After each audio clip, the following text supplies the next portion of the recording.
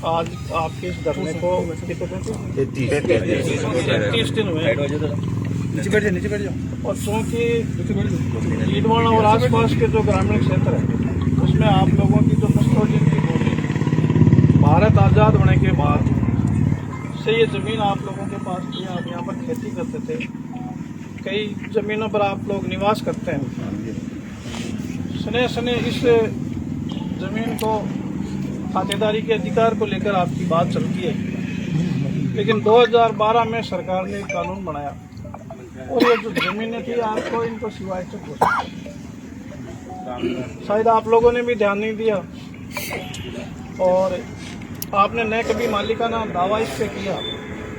लेकिन हमारा जब जिला बना तो जिला बनने के बाद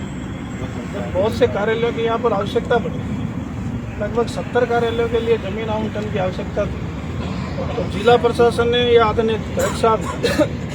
शिवायचक जमीनों की जब लिस्ट निकाली तो उसमें जो ईदवाड़ा के नज़दीक ज़मीनें थी उसमें ज़मीनों में आपके कस्टोडियन की जो शिवायचक घोषित वही ज़मीनें भी शामिल, उनका भी अलॉटमेंट हुआ। उसके अलॉटमेंट होने के बाद स्वाभाविक रूप से आप लोगों में इस बात का विरोध हुआ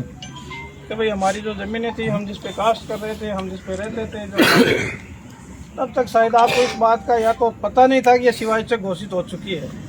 या हमें इसका मालिकाना हक करने के लिए पहले से भी कोई बात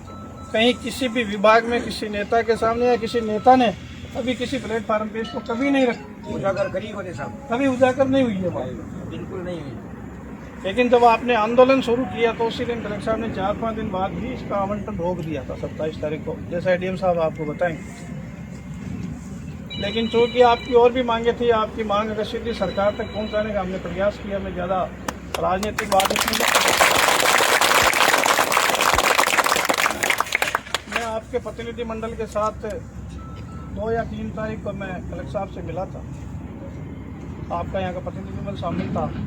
हमारी कुछ बातों पर सहमति बन गई थी, लेकिन कुछ बातें जो सरकार को तय करनी थी, राजस्व मंत्री जी को तय करनी थी, उसके लिए मैं 7 तारीख को माननीय राजस्व मंत्री जी से मिला,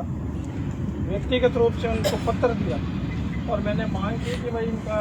जिनकी स्टेटस रिपोर्ट पूरी जो हमारी कस्टोडियन लैंड है 6,500 बीघा,